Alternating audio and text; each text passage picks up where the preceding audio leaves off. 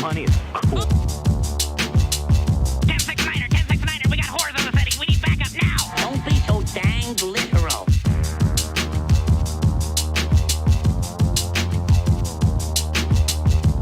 Well, you've got one heck of a nerve. Oh my God! The government is here! Run!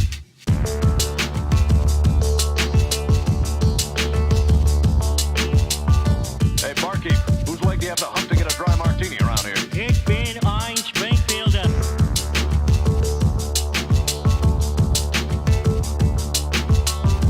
Shut the hell up. I've got the strangest feeling someone's gonna kick his ass.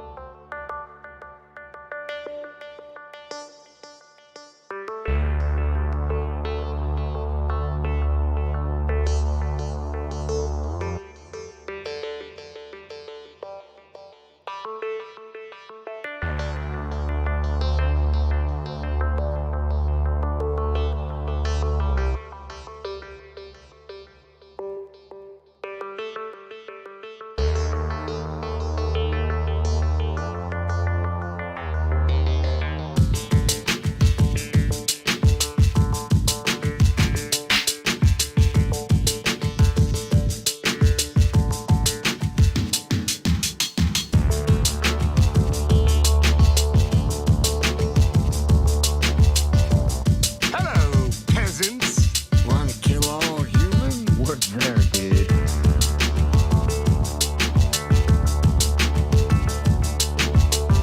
We'd like some money. Yeah, money. Money is cool. Onto a scene.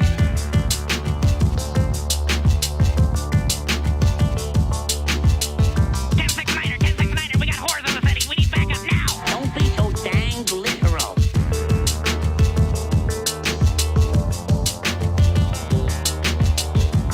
Well, you've got one heck of a nerve. Oh my God! The government is here! Run!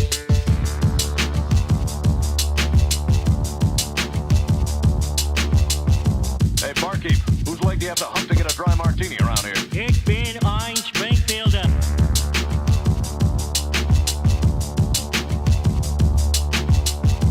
Shut the hell up. I've got the strangest feeling someone's gonna kick his ass.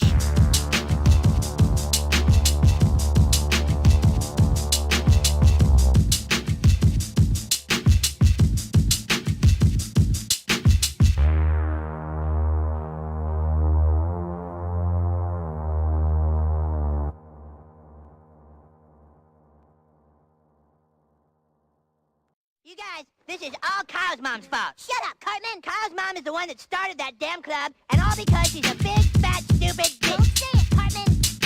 Well, don't do it, Cartman.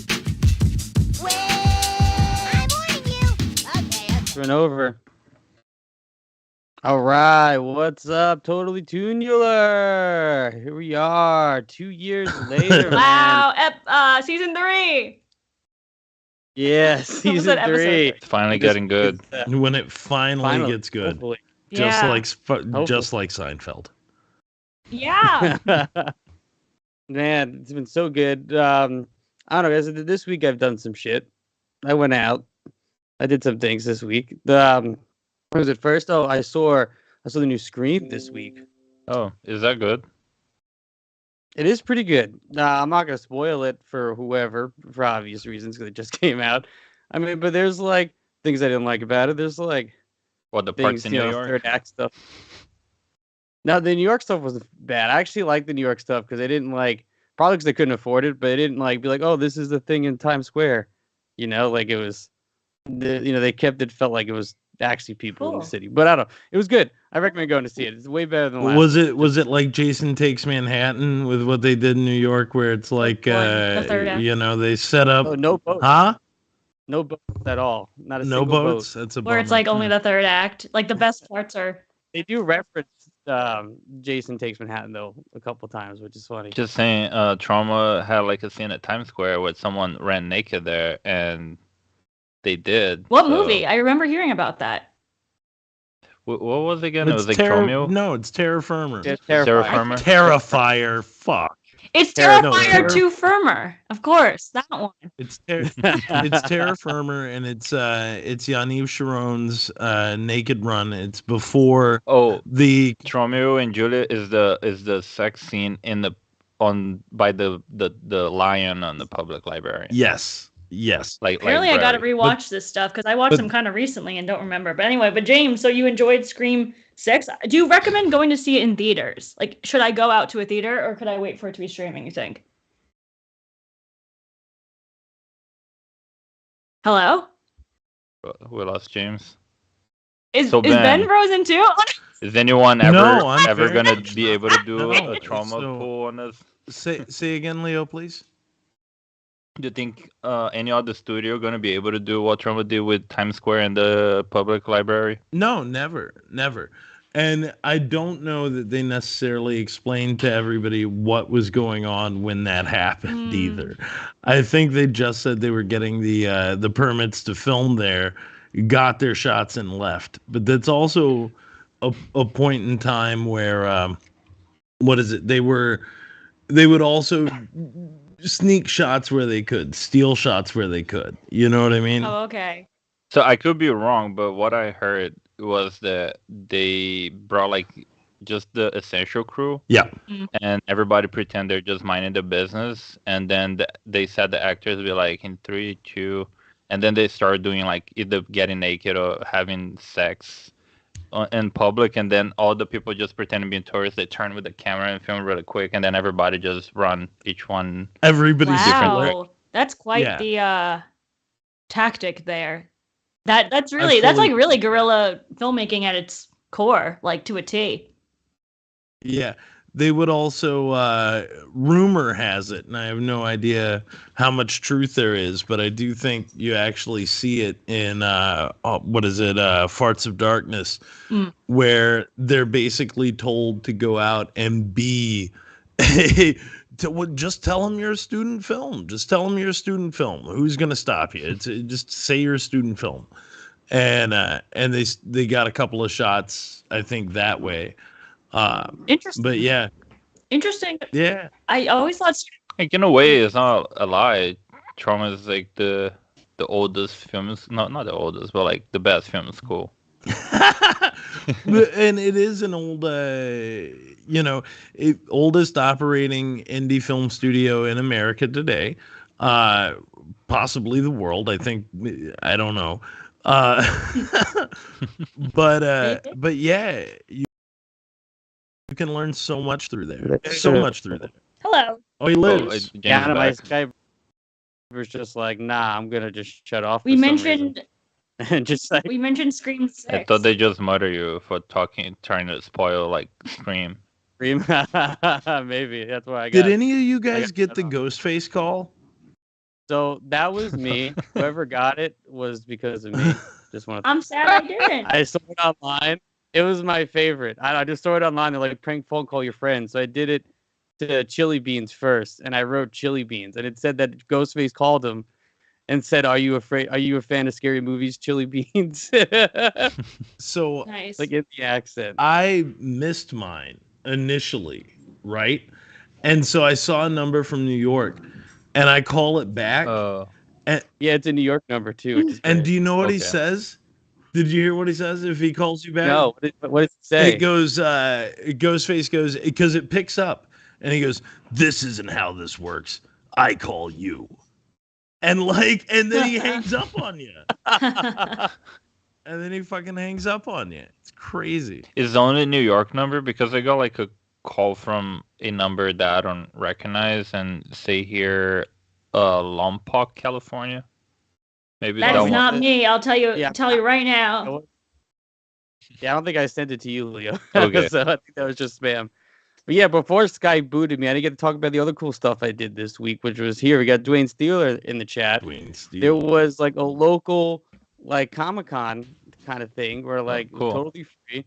all these people are selling all these toys, all these local artists, comic book people. I mean, look at this, Leo. You'll appreciate this. I got this. I haven't hung it up yet. Oh, But it's like light. And it's like you can't see it. There's like a thing too behind it that also like lights up. So it's like a scenery with the logo. oh, that's Somebody cool. making this shit and we're selling it. And then Huh. Dwayne, we got a bunch of new Dwayne art that's hanging over here. In the Did other Dwayne room. make like his own booth so he can sell his art there? Yeah, he had his whole table selling art. That's awesome. We hang out with Dwayne for a minute, but check it out. An amazing, array of art. If anyone's out there, you got to get some Steeler art because it's amazing. And then a couple comic books too. I don't have them on me. And I'm really bad at remembering names, but they're all great. I tagged them on Instagram, so go check them out. It's super cool, man. I don't know. Like, I love going to all these like small conventions. I've gone to a lot of horror ones, but this is the first time I've been to one that's just like comic book shit and like nerds, and it was awesome. Nice. So that was just really fun. And shout out to Dwayne Steeler there, because it's always great to support people, especially a bunch of independent artists. Absolutely. Hell yeah. And speaking of also independent artists, I had a buddy of mine named Jimmy, not little Jimmy Adamson from From New Bayonne. Jersey, but another Jimmy from Long Island he's in a band, and he was playing at some bar called this. I guess a newer bar opened up out in Nassau called Nostalgia, and it's like literally like Nickelodeon themed. Oh, Like cool. someone like our age, I guess, got some money and was like, I want to build a bar, and I was gonna put it with, like, they had framed photos of what you call it, of Action League Now. Like a Flesh, like a framed photo of the Flesh. Wow. Wait, where is this? It's in Nassau, in Long Island. Oh, It's gonna. okay. I'll Google it later. It's gonna have to be in like a more specific town, but I don't feel like looking it up right now. Yeah, Like- I mean, neither do I. Yeah. But yeah, I mean, if you're around Long Island, it's worth checking out. It's a Not pretty far cool from spot. the city, I imagine, since it's Yeah. Nassau. I mean, yeah, if you don't have a car, it definitely sucks. Yeah, I don't know fair. anyone from the city Fair. going out there, but if you're on Long Island, it's worth checking out. But yeah, I mean, instead, I finally got to do some shit. I've actually been working this week, so I don't know. I feel good to be out. I've been cooped up all fucking past couple of weeks. Nice. That's fun. Especially the nostalgia And I get- bar. I'll have to check it out next time Yeah. on Long Island, which I don't know when that will Go be. for it. Yeah, and I said it was nice supporting all my friends this week, so that was really cool. But Nicole, you won last week. We were Yeah. watching your cartoon. You picked this. How's it hanging? What's it like being a winner? Hanging out all. Wow, what's it like being a winner? Oh, I was not ready for that question. Great. It feels nice to have won, I guess. I don't know. I try not to be a sore winner either way. I don't know. Sore winner or sore loser. Everything's good. I'm happy that you were all forced to watch the cartoon that I chose. So I guess that's kind of cool. Yeah, I mean, this brought back a lot of nostalgia for me. But how's it hanging in Cali? You got anything you want to talk about? Yes, I was out of town for a wedding this past weekend, and it was really beautiful, and really nice, and really fun. Where was it? It was in Florida. Florida. Yeah, it was kind of wild to be in Florida because I imagine a lot of Florida men type folk, and actually, I don't know, interacted with people that seemed like they might have not voted for Trump. I don't know. It was interesting. It was an interesting time. In Florida? What's that? Is it in Florida? Yeah, in Florida. I don't know. I just imagine Florida being very, I don't know. Yeah. Very. Yeah, I mean, Did an alligator brought the rings? Yeah, there you go. An alligator walked down the aisle with the rings in their hand. Yeah, it was beautiful, really. It was a really well-trained alligator. They didn't eat any children. No, ooh, I forgot about that story. Oh, from Disney World years ago? Yeah, our kid got eaten by an alligator. Throwback joke. Wow. It is definitely not too soon on that joke. It has been a minute since that happened. It has been a while. Wow. Yeah, no, thankfully nothing I didn't see anything like that in Florida. Yeah, no, And you gotta watch out for fucking pythons too, I saw some video where they caught one of the largest pythons in the world in Florida. What the hell is that python that doing shit- there? They're invasive. What's anything They're doing in invasive Florida? species. So people have gotten a bunch of like exotic pets. It's Oh. and because of the biome of Florida, it's a whole ass thing down there. It's a big problem in and around the Everglades. It's like a very real Yeah. problem. The That's- Everglades have been taken over by all these like exotic snakes. It's not even like the snakes are like living normally. Like they're getting bigger Yeah. than they should be. Like even You know what I scarier. have to It's, say, like, almost even scarier scared. than exotic snakes though is spring breakers. I have to say, because there was like, so we were like in like the West Palm Beach area, right? And like, I don't know, it's like kind of in this little like bubble, or just like at the hotel and going to the wedding, and then we went to the after But yeah, party. is this break time yet? Like, is this what Now, be spring now break? it is. I think it's this week. So we went like after the Oh. wedding Saturday night. We went to like a spring break bar. I didn't realize it was spring break, but that explained it later why I was like so miserable there. Oh my god, spring breakers are a little terrifying. I like love the movie, but in real life, Spring break is not forever. no, it is absolutely not. I never had one. I never like Neither me neither, but like I've partied like to that extent and like have not in a very long time. Like I don't know. That's not my I felt very overwhelmed. Good old Florida. So since 1948, there's a report in 1948 of unprovoked alligator bite incidents. And up until 2021, this doesn't take into account the last 2 years. Okay. There were 442 documented alligator bites since 1948, and only 26 have resulted in human fatalities. Only 26. That's wow. what it says. There you go. Since Roll the dice, I 1948. guess.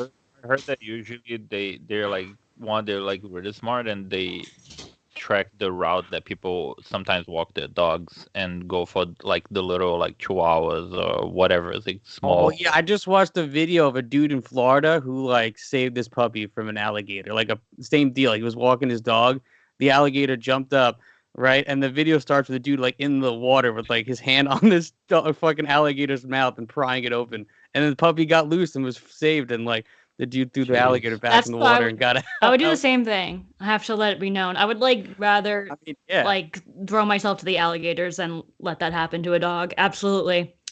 Oh my god. Alligators are scary, man. But yeah, other than the Yeah, but alligator, like every place they have done, like in Central Park, I heard that when you have like a tiny dog, that was a couple years ago that one of those red-tailed hawks got one, and I don't know how much is true or not. And in Arizona, I heard that the coyotes go after the people's I little was gonna- dogs too. So I feel like every place you That's go, the thing like in parts of you can have that's a the thing little in dog. parts of LA too. Yeah, the coyotes and dogs. Yeah, watch out for little dogs, everybody. Keep an eye on your little dogs, please. That's our you gotta watch them. Yeah, my mom's always figured about hawks with our dogs. But luckily, our little dogs are fat, so I think they'll be all right. that's a mixed bag a little bit for a predator. Keep that dog protected. Keep that dog safe, my gosh. So that's it. That's how I am. Everything is moving and grooving. Yeah. I'm glad you had a good time today. I'm glad, Are there you dogs didn't get any playing? in Florida? Yeah, here's dogs. That's probably Ben's dogs like fighting. Yeah, there's an Okay. alligator in my house. And I'm not Alligator jumping escaped up from Florida. to fix it. Yeah, I'm not. It's fine. The alligator You just can- take one. Yeah. It'll figure. They'll figure it out. That's why we got two. They protect each other, or if one goes down, you still got another one. Exactly. Yeah. But how's it hanging over in Tennessee? Oh, I'm miserable this week. Like I am absolutely fucking miserable. It's been it's just been a garbage ass week. And What do you want to talk about? what do I want to talk about? What is it? The sweet release of death. Like we could Oh, no. we could talk a little bit about that.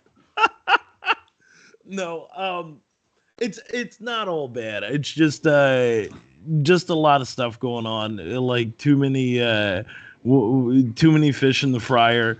Not enough time to do anything. still need to find some level of like gainful employment outside of just the laundromat since the whole grip shop thing. No gigs really. It's been tough, like fucking couple months. Yeah, It has. it really has, man. I mean, it's fucking been a whole deal. So yeah, got a lot of stuff lined up for like May through August, but it's all like it's all out. It's all not like what do you call it? It's nothing you can depend on like now. And then I've also I know the same feeling because I'm on some of those same shoots. yeah. And then I've also got fucking a bunch of machines down at the laundromat. So it's a matter of trying to get that shit together and just it's a whole thing, man. It's been a whole rough fucking week. And it seems like every time I think I've got something like a little bit handled, there's more shit that comes up. You know what I mean? Mm-hmm. So it's not a, yeah. And then in good news, not to be whatever, fucking muddy stick or whatever it is. We did get a new version of Where Deer. We got a version 3. Oh, yeah, nice. 3. Yeah. It's always looking better. It still needs a mountain of finessing, but it's looking better. It's looking better. We got some footage of Lloyd and John Brennan added into it. Friends of the show. Yeah, Nice. we got the footage. So that's been nice, and yeah. So I'm looking forward to that. Looking forward to that, and yeah. Just Without spoiling it, how does the bread and stuff look? oh my god, Whatever you want. How does it look? like amazing, like absolutely amazing. And like without going too deep, without going like too deep, and it's no spoiler to say, like in true Trauma fashion, we do add in a couple of fourth wall breaks, right? Yeah. We add in a couple of fourth wall breaks. John basically portrays a person at Trauma who is reviewing our script and is going to either green light or red light our script or stop it in its fucking tracks. The only thing that I would say about all of it is more about where it comes into the script. Like for me personally, as far as like storytelling goes, I think we actually need to touch on him significantly earlier in the film than we actually do. Oh, okay. Oh, Yeah. So here's yeah. Is this come around the shower scene? it comes it actually comes before the shower scene, and then I think we actually should touch on him significantly earlier as well, right? Because there are two things that he says in there that are like premonitions, and I think if we can keep those in place prior to them actually happening and then give that payoff of what he said, I think it's 10 times funnier when you finally see the thing happen. Oh, yeah. That's a good Yeah. point. So I think about that. That's a good point. so that stuff's coming in hot and coming in good. And then the what do you call it? I think we figured out a way to fix a scene. So that's very nice. There was See, there's good stuff going on. yeah, there is, but you know what it doesn't do? Pay me. You know what it doesn't do? It doesn't take care of Not the yet. fact that the fucking clutch burnt out on my truck. It doesn't take care of any of those things, but at least it's good. Right, yeah. Oh. Well, we love you, Ben. Sure. I'll take it. I know Thank our you. love doesn't pay your bills, but it's still here. Yeah, we can get you some more barbecue sauce. Yeah, no, that I literally have just sitting right here in front of me.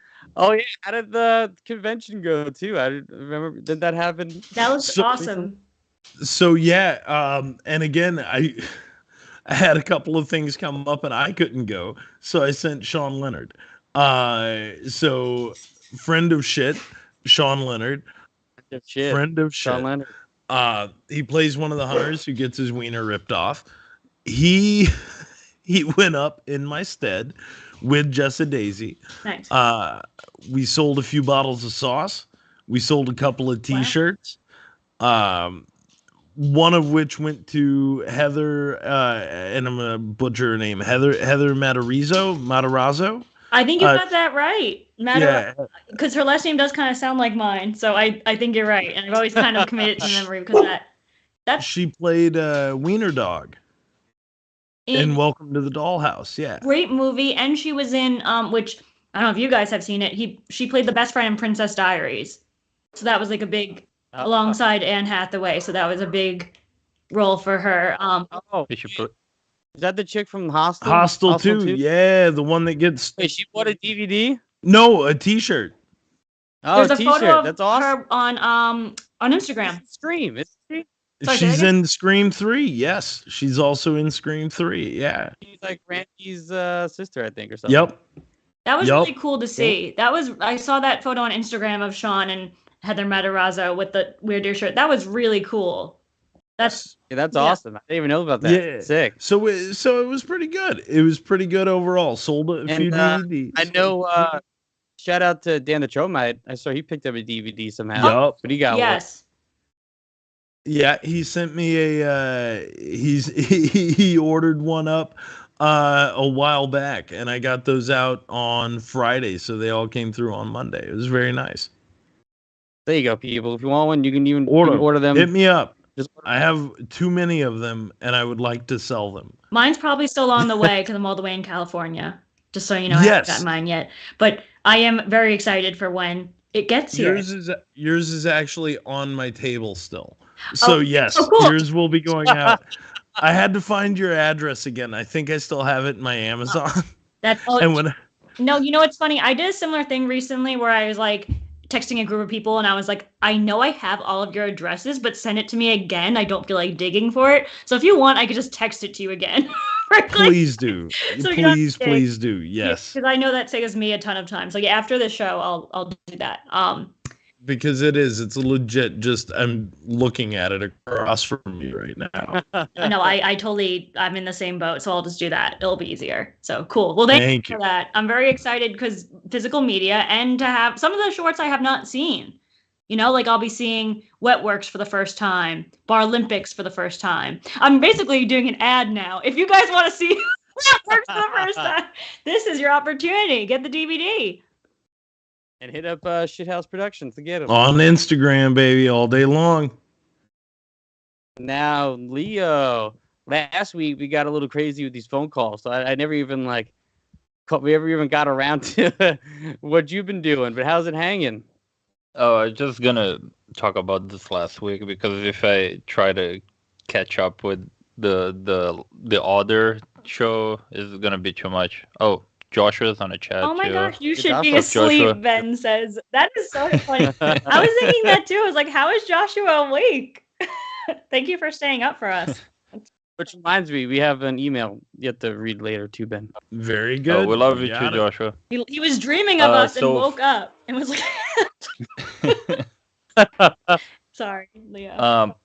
First of all, I want to go back and when we talk about the invasive species and say that the craziest one I've seen is actually the hippos in Colombia. I don't know if you guys ever saw that because Escobar, like the drug dealer, he had like his own drug dealer private zoo, and then they got released to the nature, and now they're like taking like the same way in the Simpsons how the frog was taking over the whole Australia when Bart went to Australia. Now it looked like the hippos are kind of like wow, that's wild. I never heard that. They're like that's sad. They say like they were like the creature that kill more people in Africa every year because they're like pretty violent. I've heard that. I don't want to mess with a hippo. My gosh. They'll charge you. Yeah, so imagine like you're in a little town in the middle of Colombia, then I don't know, like a flock. How you call like a group of people? Oh my gosh. No, thank you. Yeah. Yeah, so about my week, I had last Thursday a really cool visit to Frame Store. That I don't know if you guys know about Frame Store. It's like one of the biggest VFX houses in the Wow. world. No, I thought it was just So it a was kind of, friend's store. Yeah. Like I took it literally. no, frame, like frame. Oh, Yeah, I thought it was just frame. like a frame store where you would buy like frames for pictures. No. painted. Like when you enter there, like New York is not even the biggest one. In the main, I think is London, if I'm not mistaken. But you enter there, they have like this huge TV showing some of the reels of stuff they did. So it was playing like Doctor Strange 2, like Spider-Man 3, like they do like a bunch of like the main movies. Wow.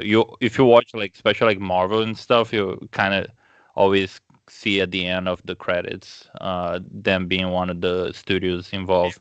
How'd you get in there? Oh, it was just like a tour on a facility kind of thing. So it was like me and a bunch of people.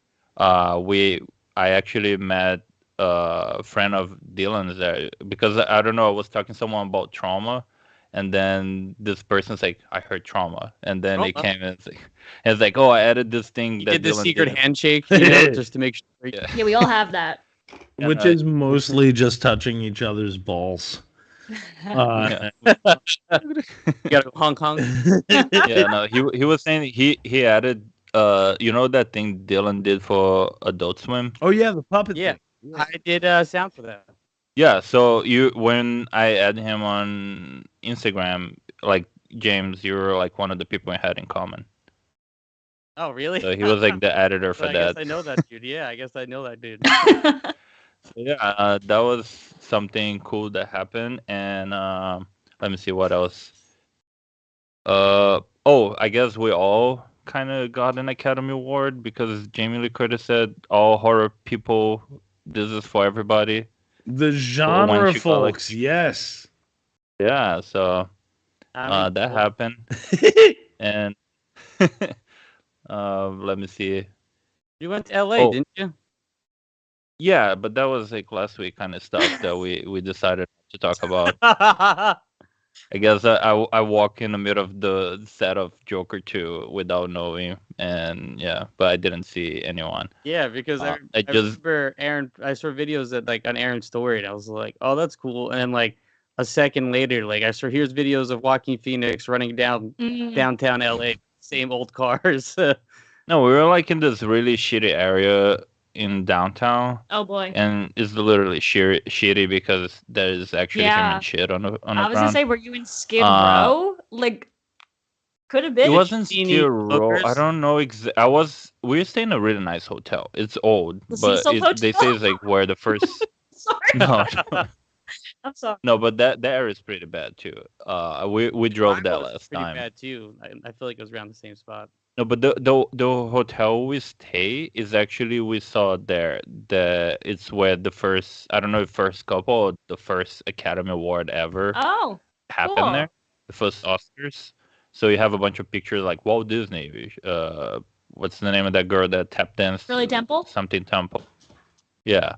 What's the name? Yeah. So it's like, and then this hotel is like one block from there. We were walking, then I don't know where there's like this fake subway entry, like that green like metal stuff, and then I was like, okay, that's weird. And then extra garbage, but then I saw it's just prop garbage, and then I saw a bunch of kabuki car flip cars all over, and that was like a dude, but I didn't recognize, but holding like a clown mask, and I'm like, that looked like a Joker kind of vibe.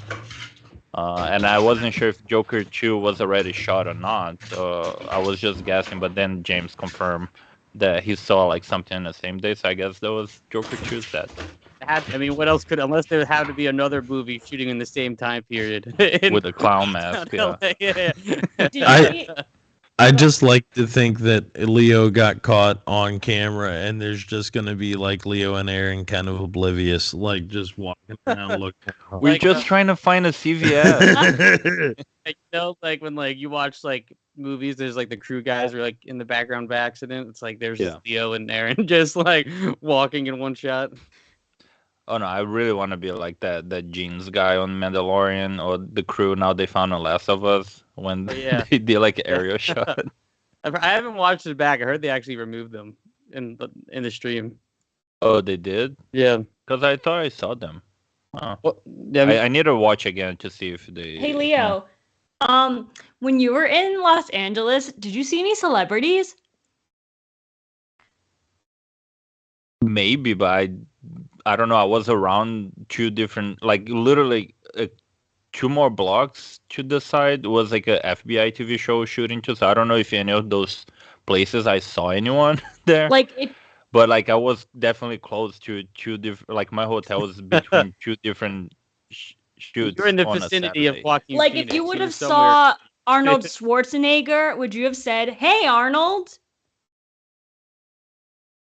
No, I would be like, "Hey, go." No, I'm joking. Like, yeah. It's good that you did that because I could tell. I could tell. I was like, I gotta pick this one up. I read your mind. I was like, he does not have anything planned.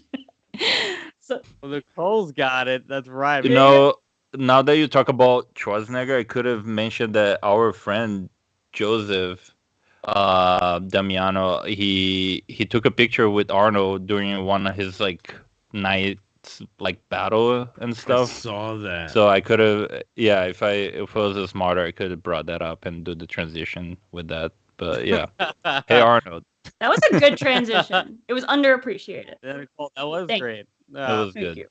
That's because you picked the show. You're the winner, Nicole. I mean, what made you pick Hey Arnold? Mhm. Now that we're into it, Hey Arnold. Yeah, so I watched it a lot as a kid. A lot.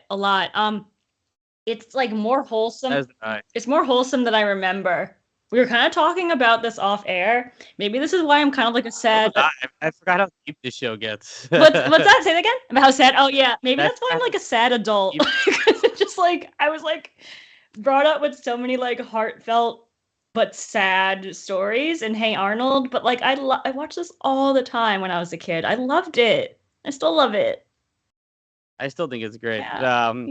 It's weird. Instead, recently I was at the nostalgia bar, and there's all like Nickelodeon thing. Of course, Hey Arnold is also plastered somewhere in the wall. And I'm talking to one person about Hey Arnold, and somebody else is like, "Oh yeah, I love Hey Arnold," and they have Hey Arnold on the background of their phone. And then now I'm just telling in this group conversation about Hey Arnold. I was like, "Damn, I forgot like just the reach and how much people my age watched Hey Arnold for how long that it was on." And I feel like at least like in my house and my family, like parents loved it too because it was so sweet and cutesy and heartfelt. And like watching this again, I was like, wow, like Arnold really is like perfectly chaotic good. And I'm gonna say that a lot this episode because I feel like that defines him really well. Like he's just like such a good kid. Like he's a good kid, but he's also still a kid, so he's gonna fuck up a yeah, lot. but like He'll make kid choices. on yes, things. and when he messes up, he's like very apologetic. Like, you know what I mean? Like he's so sweet about it. Like, he's like, "Oh, I didn't like, how can I make this up to you?" But like with the kid, he keeps accidentally beating up like the clumsy kid and just keeps hurting every time he tries to help and him. just keeps trying to make it better and makes it worse and worse. And he's like, I'm trying to help you out. So I feel like parents like that because he was just like ultimately had like a good heart. I don't know. So I watched it a lot. My mom was okay with me watching it, So that's why I chose it. Leo, what was your relationship with Hey Arnold?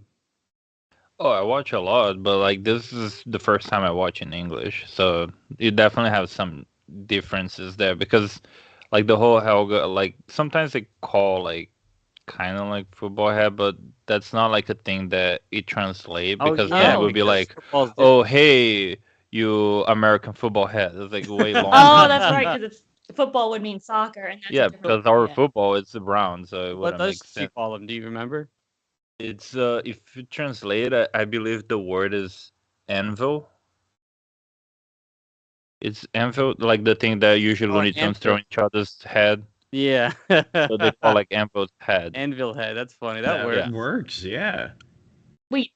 That's like the literal translation from Portuguese. It would be cabeça de bigorna. Wait, what is it? An anvil?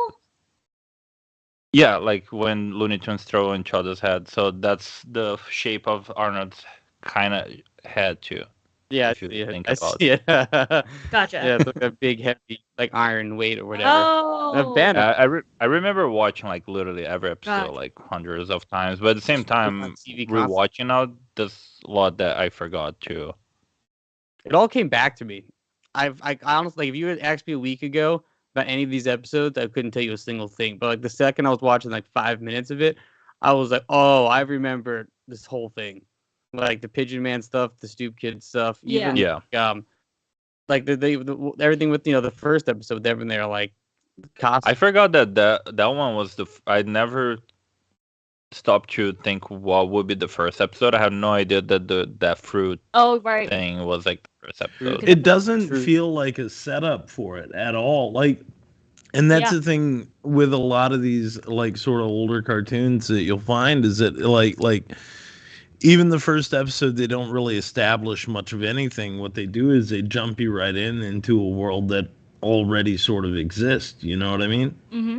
Yeah. Yeah. You start in the middle. I mean, and I guess, I don't know, as a kid, I never even thought about it, like why they ever existed. I mean, any of these shows, like, that we even covered, like, why do they exist? Well, they're just there. Yeah. And that we're just in that story and we're just living with those Like, people. do we even know what city they're in? Because at some points I assumed it was New York. Oh, it doesn't say. Okay. Yeah, it's very it's vague. It's a mix of Portland, Oregon, Brooklyn, and I was Seattle. thinking. That's what the creator Oh, said. because I was thinking San Francisco because of that huge hill he rode down. Like, that was really steep. I was getting, like, strong New York vibes. But, right. No, he wanted that vibe, the hipster kind of like he wanted to be like a city kid, but also having like the highway around and like so he makes like those three places according to him. Okay. And Seattle has a lot of hills too. Seattle's a very hilly city. Okay. Oh, you know what I have? Yeah, I think he's from Seattle, but he went to live and went to school, whatever, in Oregon. And I think he just like Brooklyn. I'm not sure how Brooklyn. I mean, there's like a part in Brooklyn where like the BQE is just over. People's apartment buildings. Yeah, I used to live right off, like by the BQE. So I yeah. remember that. Yes. That's a good point. Cool. Well, it felt very like New York. No, it just felt very New York. Like just like the brownstones he lives in, and walking places with his friends felt very. It also felt very New York. Like everyone there, I feel like I can find in New York City. Yeah, a lot of characters. Like when they're riding the do you guys watch the train episode with like the haunted train guy? Mm-hmm. Yeah, when the grandpa's telling him the story. Yes, a lot of that felt very New York. Yeah, I mean, I remember me as a kid in Brooklyn. I used to make up stories all the time. Like we had like a park like across the street from us, like literally across the street. And me and my friend and my neighbor, me and her would just like talk about whatever, because it was also an island. There was like this like garbage island that was like in the middle. I mean, Leo, you were there. It's where we shot Cook Island, and like and there's like a little island in the middle of it that's just garbage. But like we always came up with like fucking shit. There's like an evil boogeyman type dude living there, coming out the. You were Arnold, essentially. That's funny. But Ben, what was your relationship with the show? Have you ever seen it at all? I had zero relationship with this show. Oh, poor Ben. I knew what it was just because shit's in the zeitgeist. You know what I mean? Like, but I was a teenager. It looks like it came out in 96, 97, somewhere in there, give or take. Yeah. I was a teenager. Had no Nickelodeon, wasn't really that into it, and didn't hit anything for me. I always knew that he had the football shaped head. I always knew there was the mean girl.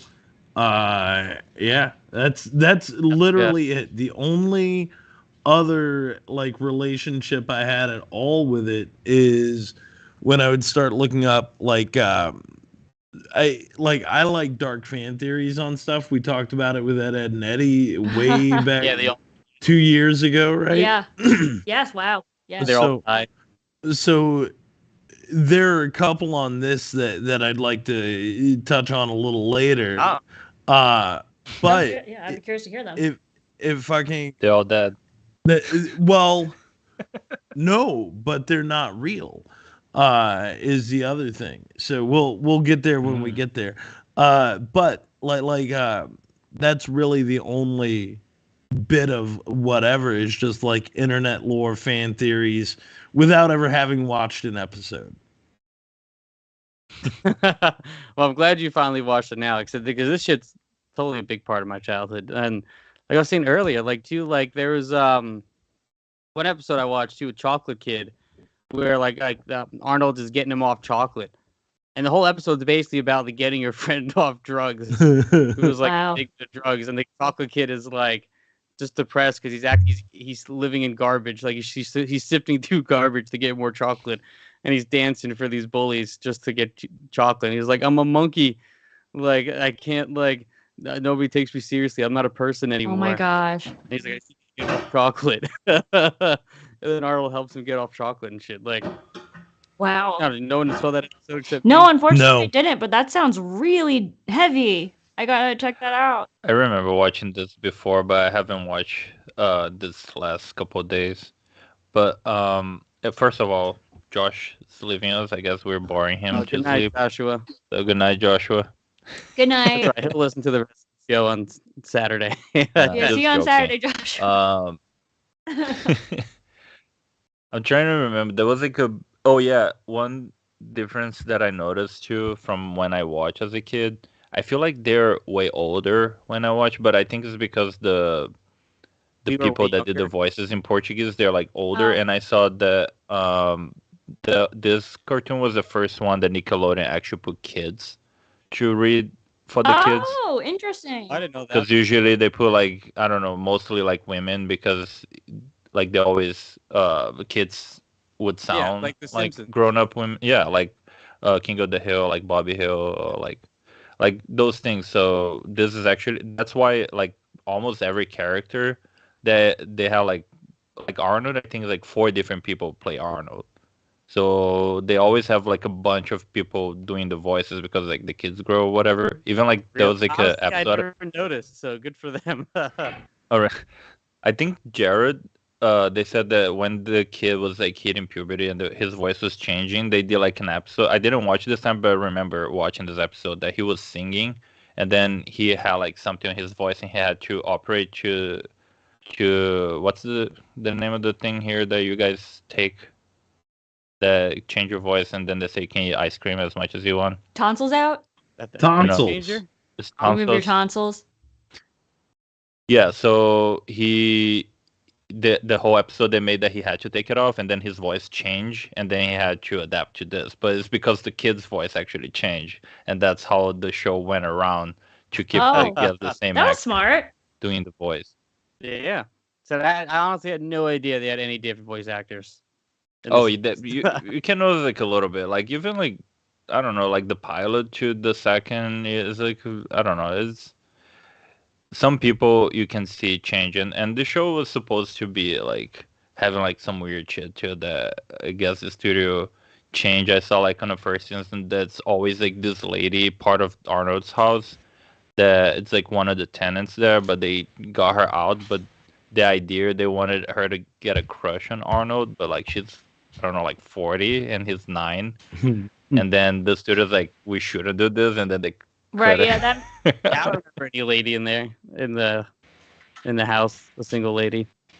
Yeah, so like she was supposed to, I don't know why they thought this. Like some people said that the Pigeon Man episode was about suicide, but the creator got pissed because like it's not about suicide. Because I think Arnold imagined that he flew away to get out of his head the trauma of seeing the guy jump out of the building. So that's what I'm looking at right now, like literally right now. Yeah. Oh, the creator hated this. Like I saw a video of him actually saying like, I hate this. What did the creator say to defend about it? Do you know? No, he just says that it's 100% wrong. Like, yeah, no, he said he put on a movie, the Pigeon Man putting like making videos like, hey, I'm here in Paris, just to show people like, no, he didn't. That was my favorite episode. That episode I thought was like the Arnold Christmas episode has always stood out to me as like the most heartfelt and really well written one. But the Pigeon Man episode is really funny and heartfelt and weird, and I'm really about all those things. So I love Jen looked at me at the end of it. She watched that one with me, And she was like, that is terrible that man just killed himself in front of that child. Literally her words. That was her takeaway. And I don't know if she'd seen it before or whatever, but she was like, he just, out of the blue, she was just like, I think he just killed himself in front of that kid. And he can't, Well, he flew to France. and he can't deal with it. Like, and that's the thing. Without having seen the movies and going back and like retconning it, like there's some touches throughout this show that are, and I guess if you look at it as like a kid or as anything else, okay, well maybe a kid's not going to put that together, but I could see how a parent sitting there watching this with their kid would be like, that's fucked up. They could be like, that's, a nice happy ending. Oh, he flew off towards the sun. But then at the same time, the sun was setting, right? So if he's flying into the sun, that means he's actually flying west because the sun sets in the west, right? Rises in the east, sets in the west. Mm-hmm. So by the time we catch up with Pigeon Man, is Arnold still a kid in the movie? I think it's like a couple years. Okay. Yeah. So maybe he's flown with his pigeons multiple times, but at this point he's crossed an ocean. He would have had to have crossed the entire Pacific Ocean and the vast majority of Asia in like 2 years just with pigeons carrying him with like downtime. So it's plausible, but I don't know. Yeah, pigeons. He's he could have flew to one spot where there are more pigeons. I know. Yeah, know? so my like naive mind was like, this is the cutest thing ever. He's just like a cute man flying off into the sun with the birds that like, cause let's rewind a quick second. Cause it's really sad when those kids want to like fuck this dude's shit up for no good reason, right? But they also don't intend to do what they did. Like they are just like, oh, we're gonna like change the seeds. Like it's gonna be funny. Yeah, but Harold is a dick anyway. Like not just on this episode, but he's Harold? always like trying to. Fair, but he's always trying to make fair. trouble. He was trying to make trouble, but like not to the extent that they did. All the pigeons flew away. It's like the one thing the Pigeon Man like lived for. And then for them to like come back and like just take him away, I was like, that's so cute and poetic. But couldn't he have like flown to like, I don't know, Staten Island or something, and then took a plane to like, hopped on a plane from LaGuardia to like Paris? He's not gonna tell his pigeons he's going to fucking like Paris. Bad comment. Maybe he like raised a ton of money on Kickstarter or something to fly to Paris. Well, have you guys read Jonathan Livingston Seagull? Are you familiar with this at all? No. All right. So, and this is also why I thought the guy killed himself, and why I'm sure Jen thought the guy killed himself. It was required reading when I was in 9th grade. It's an amazing book. But basically, the story is about a seagull named Jonathan Livingston, who, at the beginning of the story, he wants to learn how to fly farther, faster than the rest of the gulls, who are content to just, eat, like fish off the beach. Nobody wants to fly high. Nobody wants to fly fast. Nobody wants to whatever. Wow. So there's a whole thing right at the beginning. It's an easy read. It's also fucking 88 pages and there are pictures in it, but it's a beautiful story. But anyway, at a certain point in JLS, he starts to do these dives and he starts to learn how to fly better, faster, farther, stronger. Whoa. And he's building up until one day, as he's going through all these new things that he's learned like barrel rolls, he's going faster, all of this shit. Next thing you know, on either side of him are two gulls that are keeping up with all of them. No other gull has ever attempted what he's attempted. Wow. And the whole thing is about ascension. So at a certain point, and in looking back on it, every time you die, you ascend. Every time you hit a new sort of level. So it could be the Pigeon Man's ascension in this moment as he's become a more sort of evolved being. But he had pizza. But right. He's grown. He's learned that people can be okay, and it's time for him to move away with this new knowledge base, with this new whatever. But it also is sort of like a little bit of a metaphor for death. I'm on the school of thought that this guy he's deader than dead. I mean, the creator says he's not Who dead. cares so, what I mean, the you got- creator says? What's important is what the internet says. The internet's always Okay, I want to believe he's not dead, and following this bad comment that he better give those pigeons a good review on the right app. So there you go. But like you guys should read Jonathan Livingston Seagull. It'll change how you look at life. It's a beautiful story. It does sound really good. I'm definitely sold on it. It's literally but a 2-hour do you read. think? I guess like for Ben doesn't count because you haven't watched as a kid the show, but like I feel like this show has two different ways to watch the whole show as a kid and as an adult. Because even like Helga's mom, like as a kid you don't know she's an alcoholic. But, like now you can see her without thinking like instead. Yeah, it's She's always like, I need a doing like smoothie. those smoothies. Her license was taken from her because I mean, But- my favorite episode is the Helga on the couch episode. The what? Oh, Helga on the like, couch. Helga on the Okay. couch. Like that's such a like insane episode. I mean, it's just I didn't like get to watch it. the whole So what was episode's the? about therapy. It was about therapy. Yeah, I say what's like the plot line. The whole and for like there's no B plot. There's no like there's Yeah. usually like two stories. This whole episode, it was on your list. I was Nicole, telling yeah. okay, Paramount Plus was farting up a storm on me, and I didn't get to watch everything. But I'm happy you did. But tell me what the episode was about, please. No, Helga goes to therapy. Like her parents are, Yeah. her dad's ignores her and obviously yells and he's abusive. Yeah. Her mom's a drunk and ignores her. She's got the prize, sibling that they always talk about. She's in love with Arnold who doesn't want to deal with her. Poor and then Helga. she takes it all out in rage and beats everybody up. And the episode is like, well, she's about to get kicked out of school because she punched somebody. I forgot who she punched, but she punched somebody. And the kid that is always behind her when she Stinky? do like a whole poem and then he go like And she's like, yeah. Stinky? Yeah, something like that. And then the originally the school's like you gotta go to therapy, and the dad's like, "No, you can't go to therapy. They'll send us to the loony bin." Yeah, don't tell our secrets. Don't tell our Yeah. secrets, Yeah. right? So that's yeah, another thing to me that also like in watching it now as an adult and never having seen it as a kid, like that's a thing that hit a fucking chord for me because it's like that's such an old school like way Yeah. of thinking about therapy, right? So if these kids are what, like 8, 9, 10, somewhere in that general Yeah. age range, right? yeah, yeah, Yeah. Like, I know. 9, yeah. So 9. then their parents are going to be like children of the 60s at that point, if Mhm. this is the 90s. yeah. So it only makes sense that they're like, fuck these head shrinking Yeah. people. Like, you know what I mean? Like it's, But what I really liked about it the most too is that there's always, I mean, for one, it's like crazy for a show like this to talk about therapy the way they do, because also even I feel like in this point in the 90s, it's still kind of taboo to even like, I don't remember a lot of kid shows getting into like therapy like that. But also I liked about it is I always feel like there's like a preconceived notion where it's always like, well, you go to therapy because it's going to hop you up on drugs. And, like there's the whole thing about, teenagers like being like, no, just because you're creative doesn't mean we need to be put on things. And what this episode was, it was just about this lady just giving Helga just a voice to talk about things for an hour.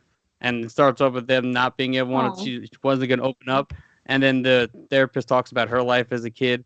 And then they just start becoming buddies. And then she just opens up. And then she's like a happy person when she leaves. Like there's no like, it's all just about opening up and kind of like, I don't know, it's a Yeah, different she need to crowd I've seen. just let it out. Yeah. It's interesting because I remember like watching the show years ago and like when I was a kid, and I remember Helga's dad being intense. Like that's all I could like really remember. Then I watched the Spelling Bee episode. It wasn't on my list, so if you guys didn't watch it, no big deal. I did watch it. Yeah. You did? I watched that. I think it was the same as something else that was on the list. That's right. Yes, it was like before. Yeah. So I watched that one and like just tying into what everything y'all are saying, like her dad, like what kind of father puts his business's like success on his daughter winning a spelling bee? Like that's Yeah. horrible. Also, it's a beat. Yeah, like his business wouldn't survive anyway. Yeah. Because nobody I is was that. like, And like what a What is this? We're in like 2023 now. That I bet that was 96. That beeper empire died in like 3 years. yeah, there you go. But like what was I gonna say? Like I don't know, like that was just like a perfect ending. Like Helga being like, "Well, I didn't spell it right. Like, sorry, I don't know what story you're talking about my sister." I guess the point I'm trying to make is that like I saw Helga in a very different light, and like her family dynamic and her dynamic with Arnold in a very different way, watching as an adult than I did as a kid. Yeah, I see the same thing. Yeah, I was like, I felt for her a lot Me more. too. I felt so. I like texted you guys this, and like so I'll talk about like again. Like I remember being like, oh, why is like Helga acting that way towards her crush? And now like as like looking back on my life, I'm like, oh, I acted that way towards my crushes. You know, like as a young, insecure adolescent. You used to bully your crush all the Maybe time? not like so. Like maybe not to the extent that she did. Like football head's a little harsh, right? But like definitely like I don't know, just being like insecure around your crush, like not knowing how to act, like thinking they'll reject you, so you like are just harsh to that. Like you know what I mean? Like you mean to Andy? Because you don't want people to know that you. I don't know. There was this girl in like 6th grade, right? And like she kept irritating me, and I didn't. We were in band together, right? And she sat behind me in social studies, and I don't know, like, I always thought, and pardon the turn of phrase, but I thought she was just being a bitch. I love you so much. And I was like, what the hell? Like, just leave me alone. And one day she wouldn't leave me alone. I had a pencil in my hand. And I turned around and I like with my pencil and I stabbed her in the hand, and I didn't mean to. I didn't mean to stab her in the hand. I swear to God. Like had no. I believe you. I believe she had that like a love letter in her hand about to give it to you. And then and then it was a whole thing. And then all of a sudden I'm the guy in the wrong, but here I am being harassed by this person. Right. That I have no idea what's going on in their head, why they won't leave me alone. I just got irritated. So I'm also an only child. Did you find out that she was madly in love with you and just had no idea what to do? Because I bet that was what that was. No, we had what do you call it? We had one of those like 1 week long 8th grade things like 2 years later where you're just like, oh, you guys got together. That's adorable. Yeah, it's like a week in 8th grade. What do you like 2 years after the? That's like a lifetime. That's like basically a 20-year marriage. She all that Did time. She still have like a hole in she her was like, hand? She was like, what would it be like? That's what she was. She's like, what would it be like? And then she got it, and then she was satisfied. Never bothered you again. There you go. Yeah, no, like that's the unfortunate thing about a small town, though. That's it. Everybody's still like that reverberated throughout high school and other things and whatever. Yeah, I mean, it's like all like what Helga was doing. I'm not saying it was right for her to like because she was literally bullying Arnold. It just seems more. Some of her tactics are a little gross. Yeah, like I mean, they use the gum. things like on the therapy episode, they kind of show like when her whole family ignore her just to hear her sister playing piano, and she went in the rain to pre-K, and then the dog stole her lunch and like all this stuff, and the only person that actually saw her and treat her like a person was Arnold. And then she was like, oh my God, I love this kid now. And then Harold stole her cookies, and then Arnold gave her his. And then she was like, oh my God, I love him, and making like a loving face. But then Harold started making fun of her for having a loving face. And that's how she started like, okay, I can show people that I like this guy, and I need to show that I'm tough. I love it. She insults him, and then she's like, and yet. Like, that's something I always remember at the show. She's like, and yet. But... And like pulls the. So I think she go like over everything because she's mean to everybody, kind of, but like she's over mean to Arnold because she think like if she is extra mean to him, people would never think she likes him. Yes, and so there are a couple episodes where like Arnold, and I remember being this way too. Like I guess as like someone who was once maybe a Helga, I get it. Like like maybe you have a crush on a boy that's looking at the older girls all the time and doesn't show you attention. You know what I mean? And it's like you go out to a Valentine's Day dinner with him as a foreign exchange student. He's like, that girl Helga drives me nuts. Like, you know, like she's always picking on me. Just like, I think it's like a little bit of everything with her, I guess is what I mean. Like I don't know. Like, it's not like Arnold necessarily expressed interest in her either. So I'm sure that kind of. Yeah. But like she pushed him since the beginning. I feel like he never stopped to think until like the end of the show, the series, that it looked like he was more like, I think he kind of started to know. Because I've just seen like clips that like I forgot, like I watched probably when I was a kid, but like they have like a tango scene that it looked like at that point he already knew she liked him, and there's like a whole stuff. I saw that the Patarkis, right? That's her family name. They were supposed to have a spin-off. Yeah, when she was a teenager, and I think the whole thing was supposed to kind of be like they got together, but then Arnold moved away. They broke up, but they still talk. And the show, it's kind of her writing him letters, but nobody wanted to pick up. And then they try to sell to MTV. MTV says too close to Daria that we already have, like the idea of the show. And yeah, that was supposed to be a spin-off that never happened. Did you guys see the 2017 movie? No. So I wanted just to know what happened to the parents, because that's what I heard. Yeah, I mean, the movie tells you all about the parents, and it also talks about, like, you know, Arnold and Helga get together. There's a lot of shit. Oh, they got to. Oh, yeah, there's a lot of goes down. But it's actually like a weird. Actually, I'll go to the first movie because the first movie actually sucks. I don't know if anyone saw it. I watched that, but I can't remember at all. Like, they fought gentrification, but it just got weird, and you know, you got to save the town. I don't know, it's pretty bland. Like when you look at like the emotional stakes of this show, and then like you think about the emotional stakes that happen in like Cat Dog the movie, right? You know, and like Rugrats the movie.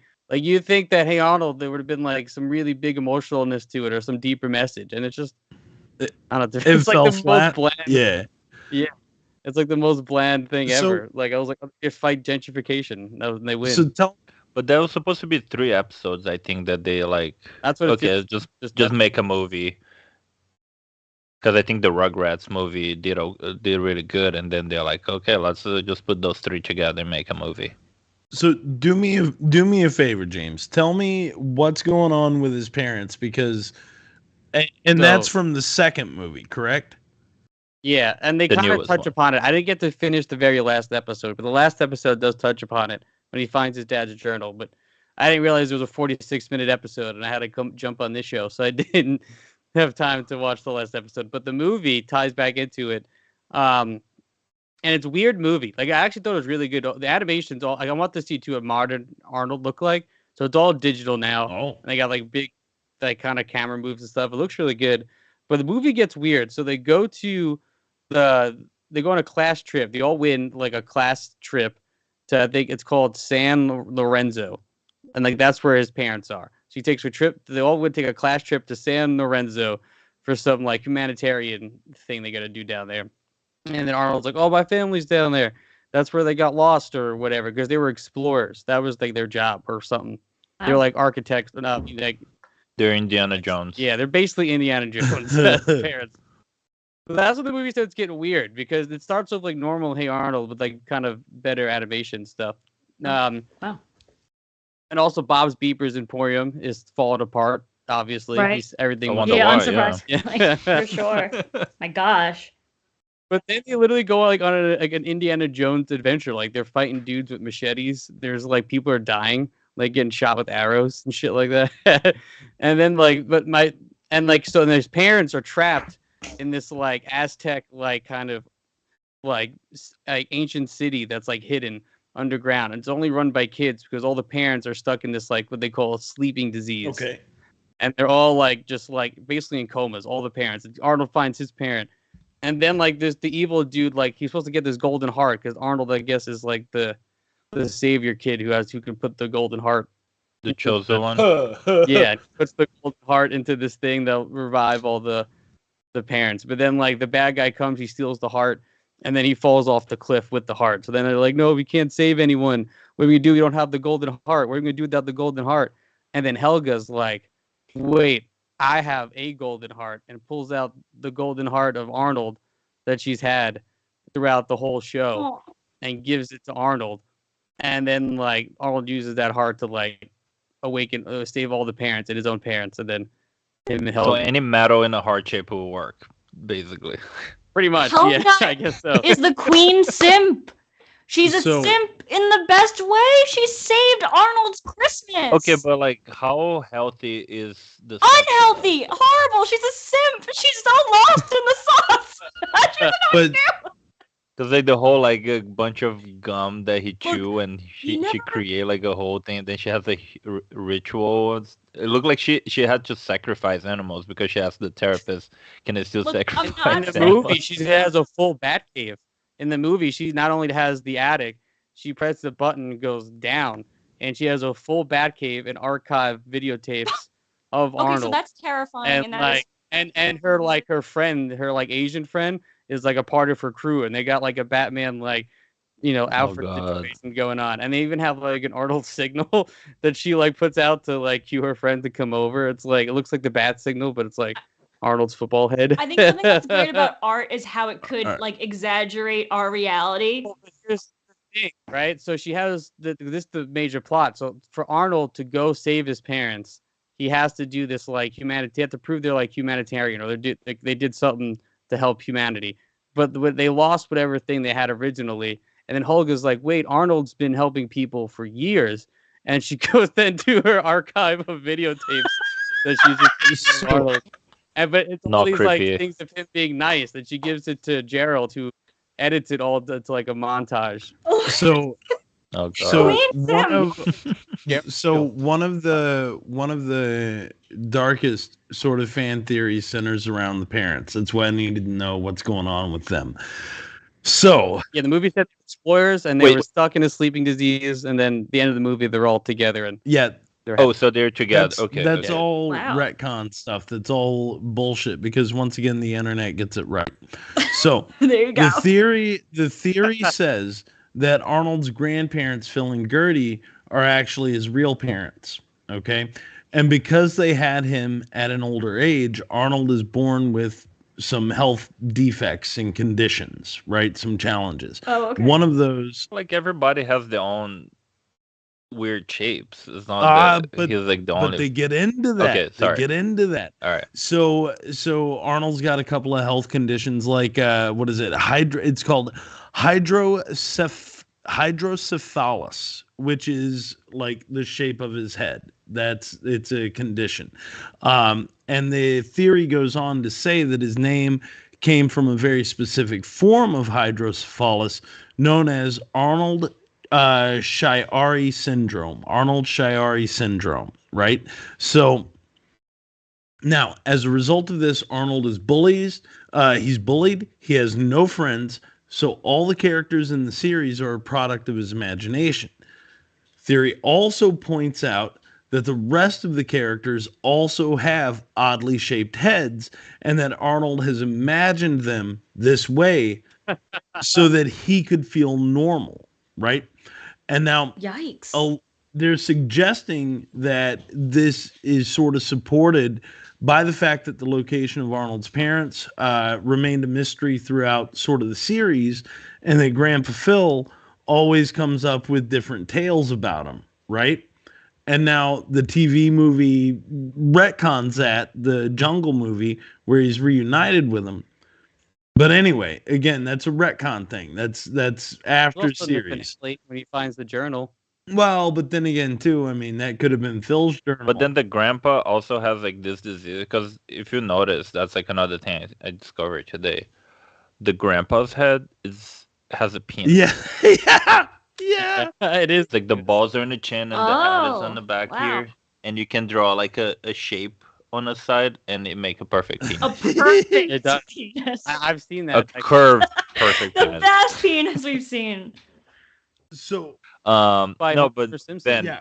you know what would tell you wrong in this too. Like the reason is for the football head. Like one, like Arnold started as a claymation, and the way the guy created on a flat surface, he ended up just being that, but it's not because like I don't know. There's no reason. Then his I've also read brother-in-law. stories that Hey Arnold is also just Stewie Griffin in the future. So, you can't believe everything you read. No. Oh no, yeah. Some people said that Helga and Arnold had Stewie or whatever, but so because he's evil like Helga and the head is Arnold. Ball head, yeah. Yeah. But the things like all the head shapes and everybody being so like easy to recognize is actually the creator's brother-in-law that told him to do it, because his brother-in-law is just the guy that created The Simpsons. So he's like, advice that I give it to you. Huh? I said, yeah, he's Crimson. He probably just said, make him look weird. People. Yeah, no, he's like, you need to create characters that no matter if it's like just like a shadow or whatever, they're gonna be recognizable. So that's why he tried to make them super unique. So even if you just see the silhouette, it's like that's this person, that's that person. Because like Arnold, like I said, was a claymation before, and then was like a kind of like a comic book on the Simpsons magazine, whatever. I didn't even know that was a thing, but yeah, it was like a bunch of little Arnold stories there. Wow. And then because the creator, he was also work on Rugrats. He is the one that created like Reptar or Cynthia. Like he was working on that, and then he got his chance to show his work, and he showed the claymation. I forgot, it was like a girl's name, but like they're not interested in a girl on the claymation. They were interested on this character named Arnold, and you can see like it already looked like him, but it was clay. And then he's like, oh, maybe it's better if you just do like a 2D, and then he ended up being like drawing. It would be weird if it was claymation. I don't know. I think the first Arnold thing is like Arnold escaped from church. It's like something like the claymation. If you guys want to try to Oh, find out it there? one day. Is that a real? It's probably on YouTube. I Cool. don't know. It's I would love to check usually that out. Yeah. yeah. So valid. But I'm going with Reddit. I'm going with Reddit on this. Also, he said that all the characters are based on people he knew growing up in Seattle too. Oh, that. Huh. So like all the These people feel girls. like real people, like the dude who runs Green Meats. Like I feel like I've seen that dude before. Like these people don't feel like made up people at No. all. Like none of these people. Yeah. Yeah, like I feel like Yeah. like we all went to middle school with like all of these people. And Arnold is especially for that time, is one of the most diverse shows too. Wow. If you see like all the characters from like all over the world, or like different states or races and everything. So it's like another cool thing about the show too. Well, I can tell you another awesome thing about the show because I'm still jealous after all these years of Arnold's room. I still That want is that cool room. room. Oh yeah. Very.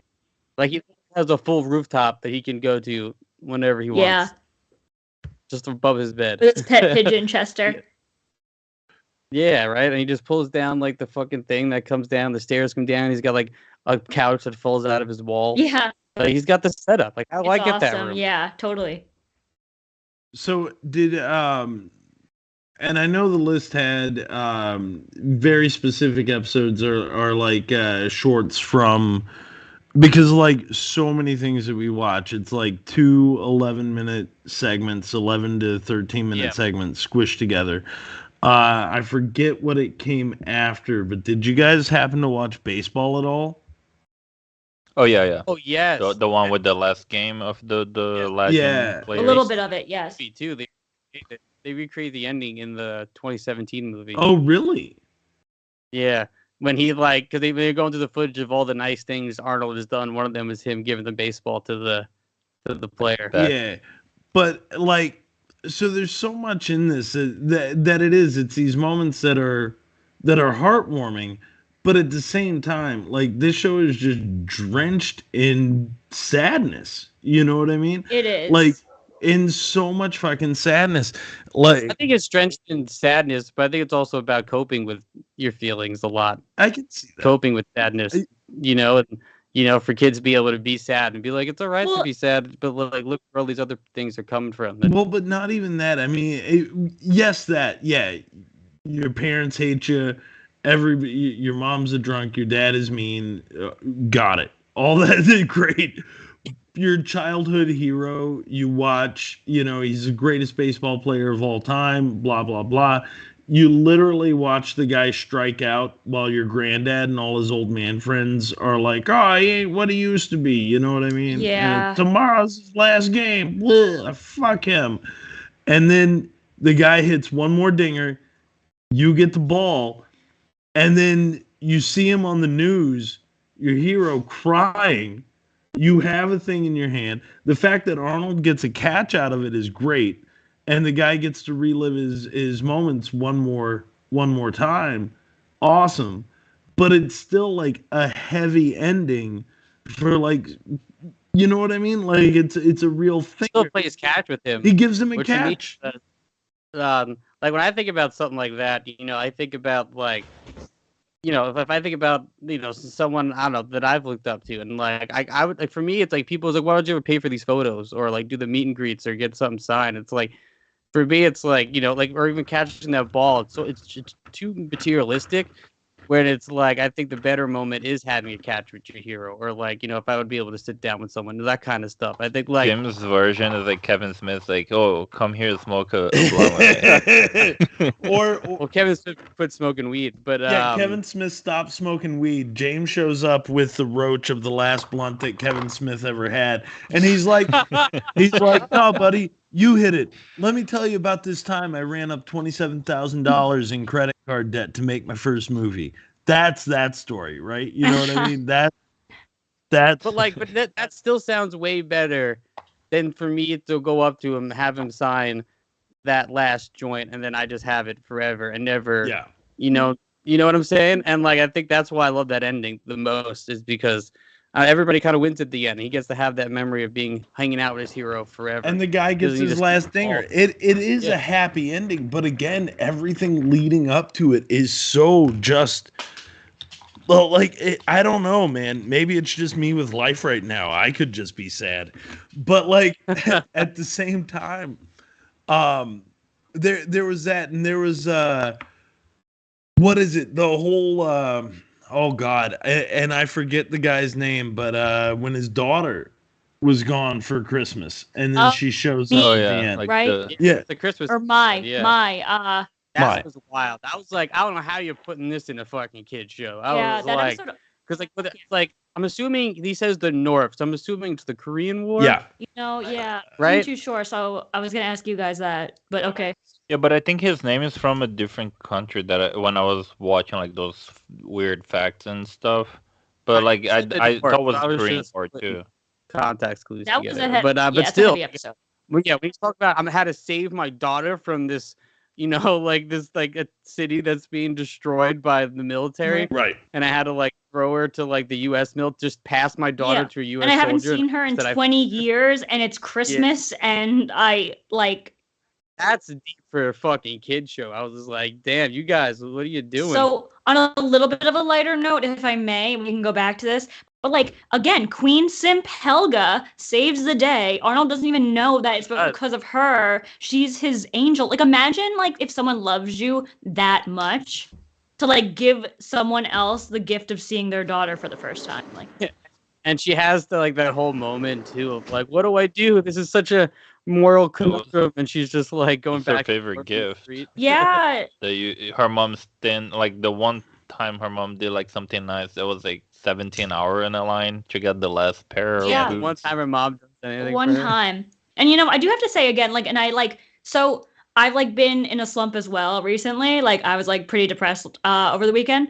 And I guess like in the same vein, because this is like a nostalgic show, it was like I was kind of looking for a sad, I don't know, like almost like a sad story to lift me up, because it's always sad, but then there's always like something a little cheery at the end, So it's kind of nice to like, I mean, that's what I take from it. Yeah, so it's kind of nice to like live vicariously through these like, okay, like the Christmas episode we were just talking about is a perfect example, right? Like, what a depressing storyline, and then he sees his daughter that he hasn't seen for the first, in 20 years.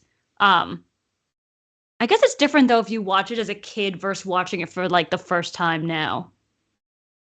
Yeah, it's a lot more emotional. I barely remember that episode as a kid. Like, I can't believe they even put that episode as a kid show. It's crazy. To I me. do remember that That's one because I just remember my mom every year being like, "Oh, like that Hey Arnold episode." Is like, Your mom keeps bringing it it up. really touched her. Like, oh, it's so sweet. So yeah. That episode's really good. And then Arnold and Gerald just running around the city getting all the stuff. Gerald's like when they don't even the best friend. He's the best friend. Because like he never want to do any of those things. He just go because Arnold asked him. Like it just show like he's like, ride or die. I mean, even the first episode. I mean, their little night out in the town. I mean, that's two buddies hanging out, man. That's that's the kind of shit I would do with my friend. Just like, fuck it, let's go to the town. And then if I got free money like that, hell yeah, I'll be fucking blowing it on everything. Oh, that was a great line too. They're like, "Wow, people in the city sure are nice," because they just like they're like that. So just taking a drug dealer's money on accident. Yeah. Oh my god. But then they pay it forward later when they give the money to like some family that was broken down. Yeah, they're just. I just remembered too. Do you guys notice that when the family's car is broken down, is actually the mom was the one changing the tire? Oh yeah, I do remember that. Oh, okay. Like the dad and the son are all look nice and clean, and it's the mom who pops up all dirty and is fixing the car. There you go. I don't know. That was a really cool touch. Yeah, breaking gender norms. Hey Arnold is very progressive there. They're all sounds like when Aaron's car breaks and she changed the tire. There you go, Aaron. F the patriarchy, Aaron. That's why I love this show, man. I do think sometimes it got a little too deep, but it didn't. I mean, the whole show got way too deep that it really needs to be. But I don't know. I felt good watching it. I think it always pushed me like happier in the end, and I felt like I was enjoying it.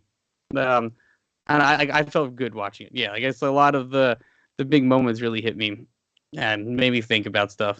But I don't know. I guess it's about that time a bit here.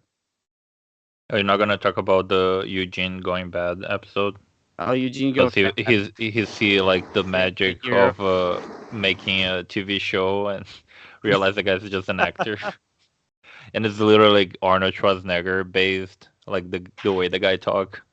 I don't know. Did you guys ever have that kind of moment of like growing up, realizing like your like kid, like live action hero isn't that cool? I mean, I feel like I always knew people on like the screen. Like I never looked at Schwarzenegger or like I don't know, I'm trying to think of other '90s action heroes, but or Jason Statham. I think that was the one I remember when I was younger. But because he was like early 2000s. But I never looked at them. Like, I always don't know if they were badass, but I always knew it was on screen. Like I never thought that Jason Statham is doing the same car stunts on his own, like on the. Yeah, I don't think I had that. No, either. I don't. At least I don't remember. I always had like a healthy sort of separation there, as like I knew TV was TV. You know what I mean? Like yeah. But it's not like I thought Bob Denver was actually stuck on an island somewhere. You know what I mean? Like, like even Santa too. Like I never like thought like Santa was a thing or whatever. I believe I had set up a camera once one year. My family is too religious to let me think Santa is real. Wow. The whole thing is just Jesus. Yeah, fuck Santa. Yeah, I tried to set up a camera, but I was a kid, so I didn't realize that cameras, runs out of memory. And at the time, what was this like? 3 seconds. SD card. So so they recorded all of like 10 seconds. I went back the next morning and was like, damn it. That's amazing. Could have got him if it just had more more storage on there. Oh my god, so funny.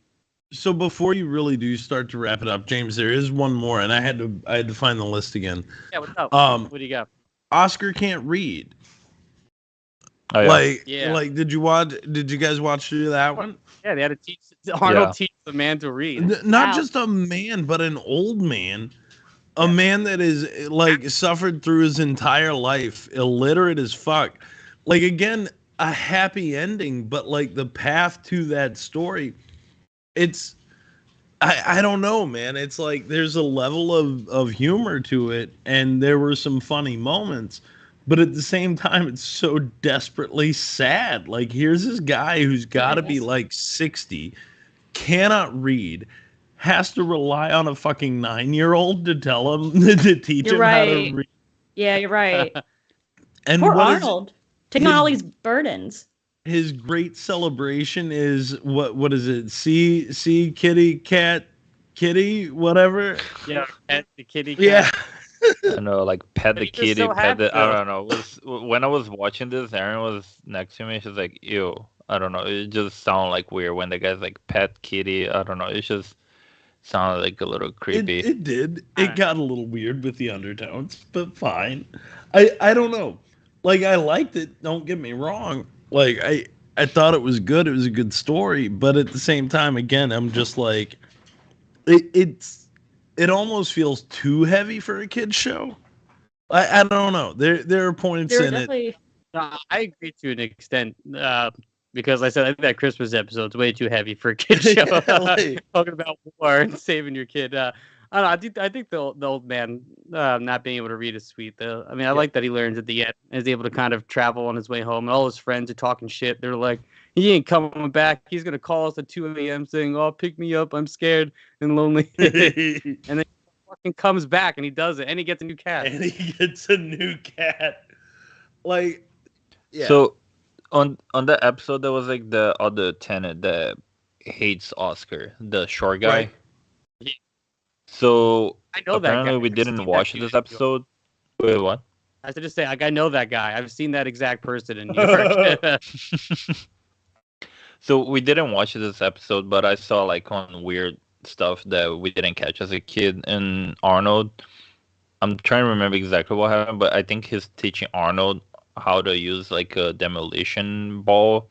But the way they put on the episode is almost like if he's teaching Arnold to do stuff that you shouldn't be teaching a kid. I don't know. And then he's like, keep practicing. You pull and release. You pull and release, and then you get ready for when it's time. That episode. So I don't know. There's like a couple weird stuff that we didn't watch enough episodes to catch all, but like I that's didn't like catch up another all. thing. Yeah. Cool. So, yeah.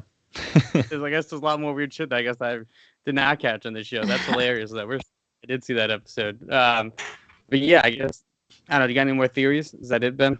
That's mostly it, except that everybody is basically his imagination coming through, and he is desperately alone because he's some type of he has a physical deformity and potential learning disabilities. Yeah, so. Well, I'm gonna go with this Dewey Griffin theory. That's my theory. Yeah. Okay, so two more things I forgot. Like one, I think his grandma has dementia. Oh, for sure. Yeah, because of every time she's something, I don't know, different, and she's like in a different planet, and I don't know. And the other thing is like I was asking Ben too if you noticed that every time Jared started talking about like I don't know, like a legend or whatever of this person, it's always one of the theory that like aliens put him there. It's always like, oh, some people say this happened, some people say aliens. Drop it. Like it always one of the theories like about aliens. So, speaking of aliens, and I should say this was a good thing that came out of the last week. Did you guys see that the government has suggested that there are alien motherships that are deep inside of our solar system? Not just our galaxy. Wow. But our actual like solar system. So inside of the reach of the sun. Inside the gravitational pull of the sun. But what made them prompt it? Do you know? Like, did anything happen that made them prompt to be like, "Hey, everybody"? There were what is it? There's 6 blips, I think, from one of the deep space telescopes that are showing up that they can't explain. Huh. And they're suggesting that it is aliens, like full blown giant. I'm both excited and terrified. You know, dude, with the way shit's going, all I want is just to get like Weird Year out, have one screening, and then just let the aliens take over. Then Independence Day. And then Independence Day, and it'll be fine. Do you know what I mean? That's it. Maybe they're gonna watch that movie and they're like, yeah, we're good. We just They were like, nah, Will Smith's just an actor. And then they saw the Oscars, were like, all right, we're going to stay away. I mean, listen, so, and speaking of those, again, I know this is way too late in the game for this, but you said Oscars. We're not talking the Oscars. What is it? Data from the Goonies. Ki Hu Kwan, right? Yeah. Yeah. oh god, he's like the nicest person. Bro. Even I forgot who read when he won. Even the person that read his name is like, oh my god, started like crying Immediately. because everybody just love him. He's like the nicest person. Shout out to you. I know everyone's and I'm glad that Everything Everywhere All at Once is getting its love because I've said it a billion times. That was my favorite movie. So good. All year. You need to I watch need to that. watch I can't that find too. this. I still haven't watched it. It's on Paramount right now. Anyone can go watch it. It's on Paramount. You know, I like It's not. It's on Showtime. I need to pay more. I'll see it when I have like I don't know. I need to be like mentally. You ever like need to be mentally prepared to watch a movie? That's that type of movie. I cried. I don't think so. It's pretty kind so of many times awesome. during that movie. That's the like, thing. Like, I gotta like be like I might like next weekend maybe. No, it's exceptional. Did you see the like? It's a like. A24 was the first studio they said to win all the main categories because The Whale was also A24. Yep. And then I saw that the editor for the Everything Everywhere, he like I saw the timeline that they claim is from that movie that it looked like he did on Premiere, so I'm happy with that. And it looked like it was an old iMac that they were complaining that was like really janky. And also him and the directors did the music video for Turned Out for What. Yeah, I mean, and also he's the editor of the Eric Andre TV show, like the shit show that show was. You can listen right now to the Blunt Smoker video. We talk about Swiss Army Man, directed by the Daniels. Yep. We talk all about it because roommate Virgil's favorite. He's talking about there's a new episode of Makes No Diff. Oh my god, how have we not talked about that yet? Are we gonna promote? Well, I mean, we'll get there as we, let's finish up the show. Fair enough. Okay, my bad.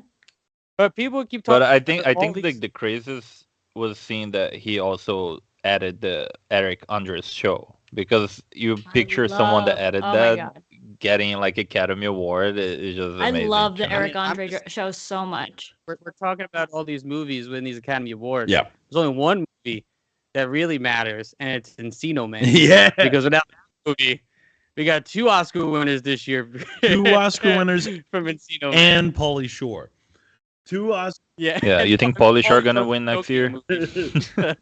Which, by the way, I really wish that Pinocchio movie at least got some Oscar mention. It did. It won. Oh, Didn't not the Pauly Shore one, not the Pinocchio, the Russian. the Guillermo del Toro one did. It won for best animation.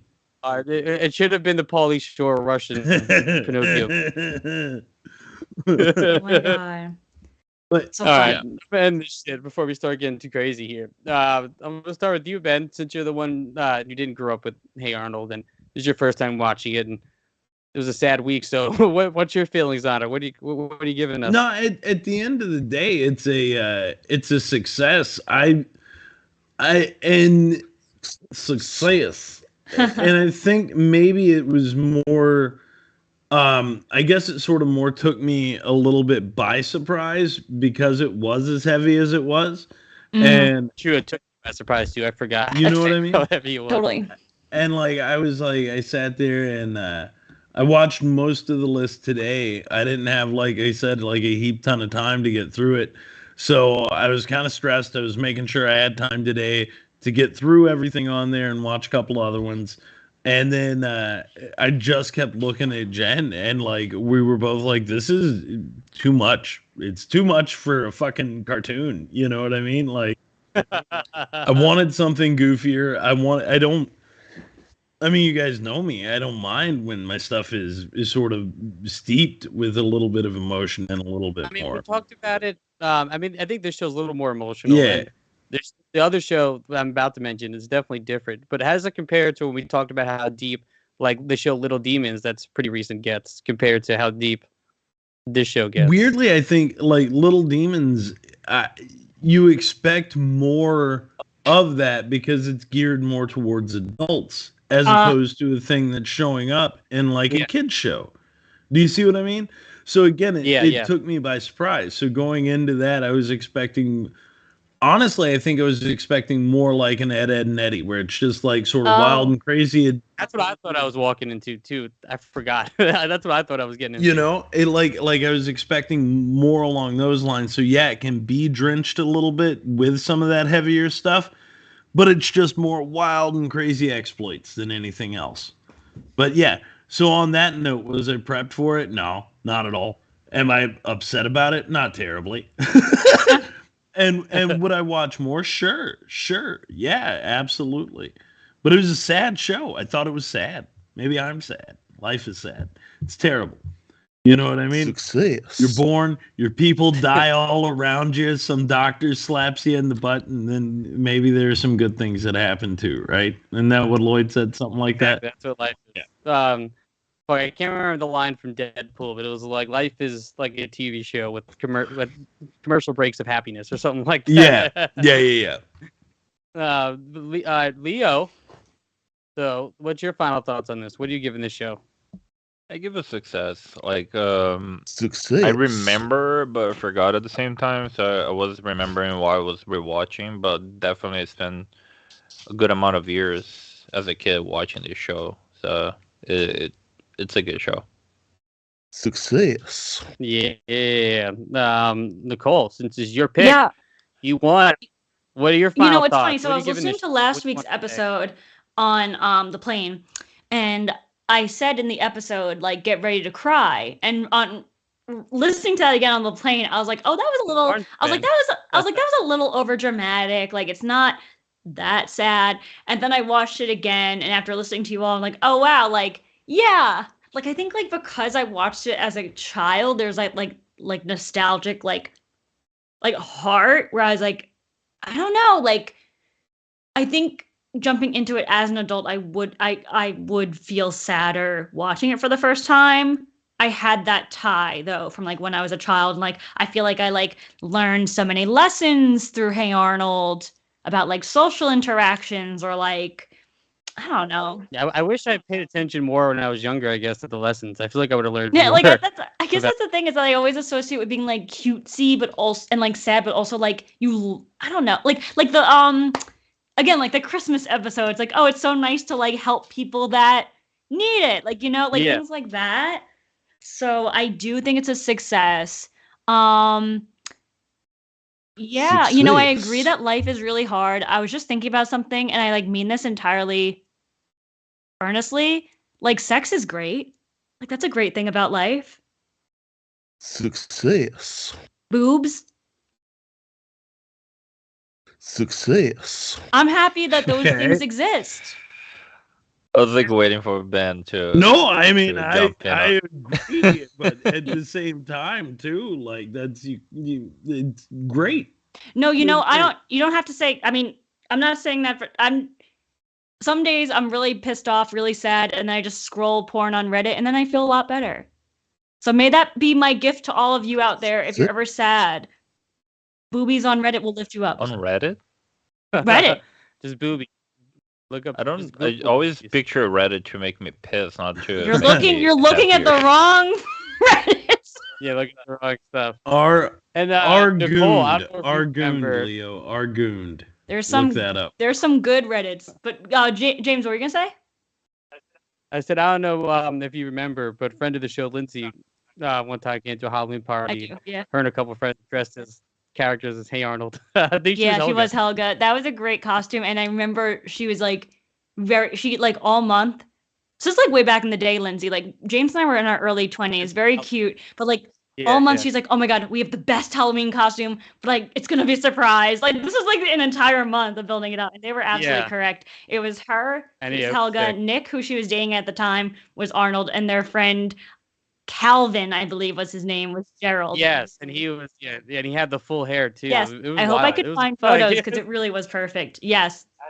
I think like Nick had like those like birthday hats on the side, or he had something on his head to create like the full football like size head. Truly the best group costume. That's funny. I do remember that. Oh my god, good memory, James. That's fun.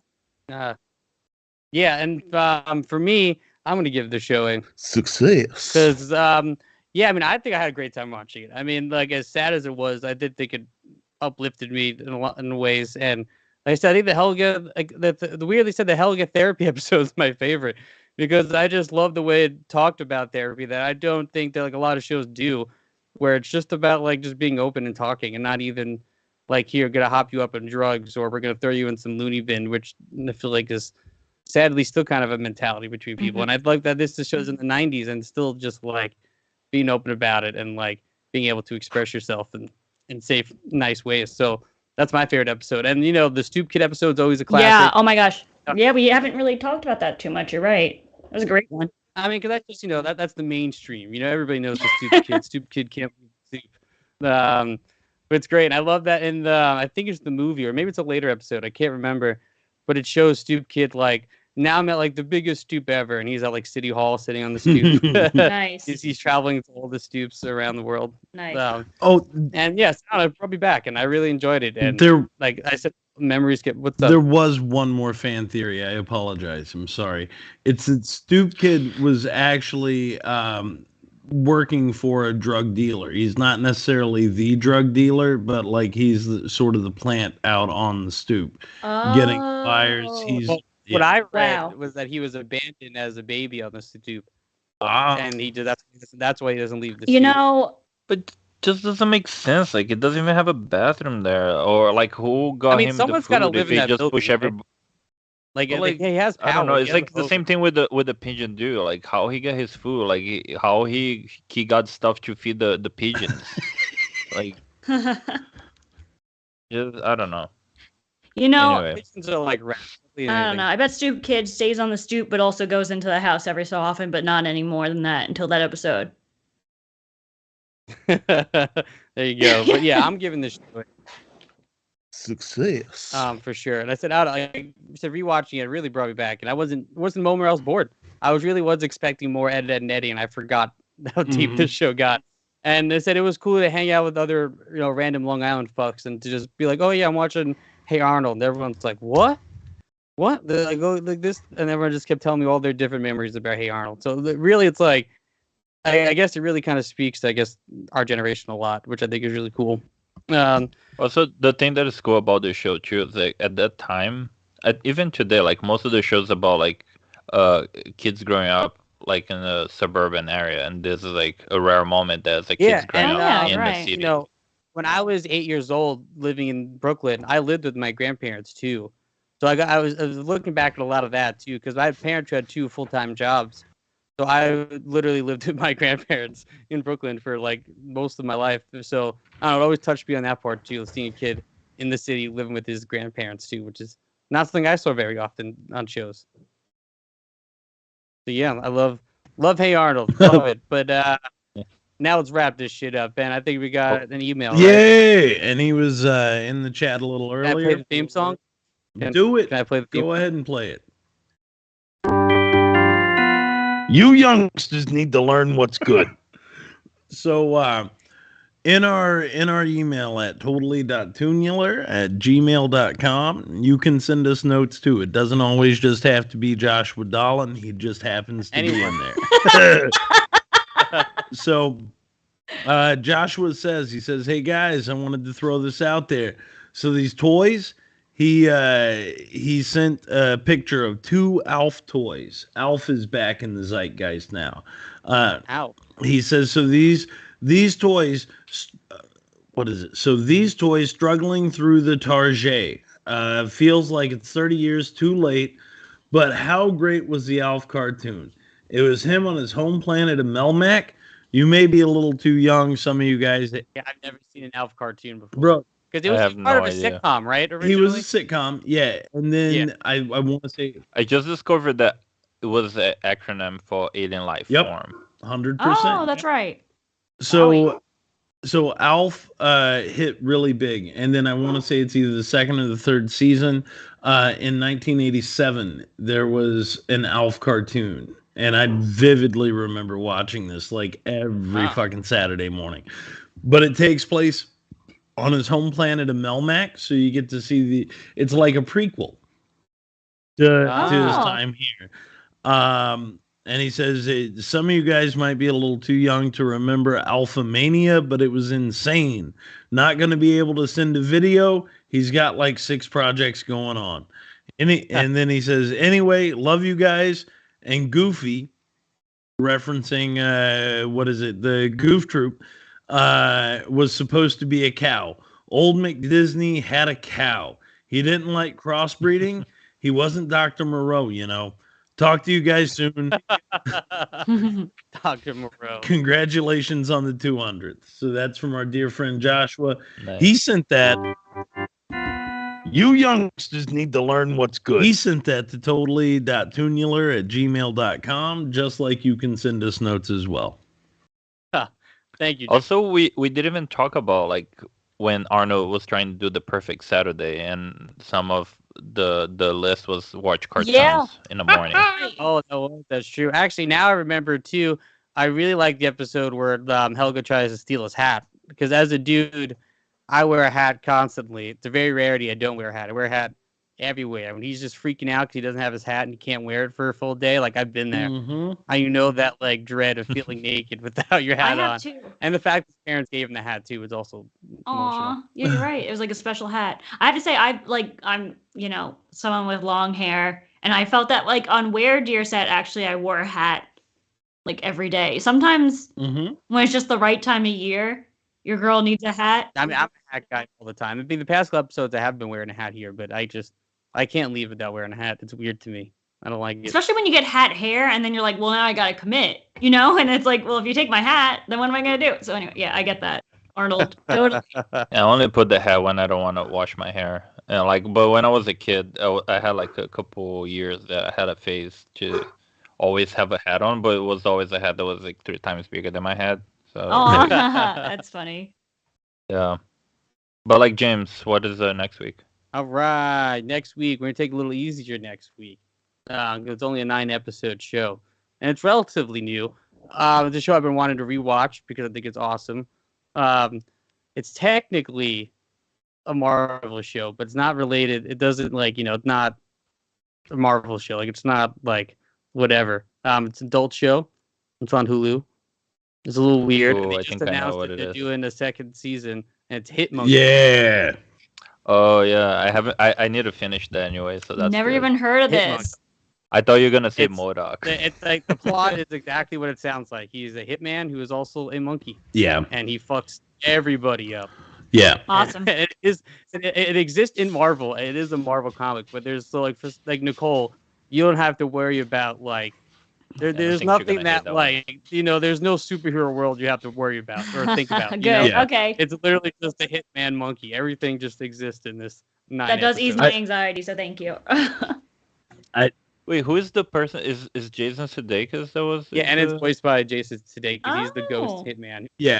So it's like a ghost Ted hitman with Lasso. his monkey buddy. I didn't get through the entire series, but I think I got like 5 episodes deep, and it's just a thing that I fell off of. But what I did see, Same.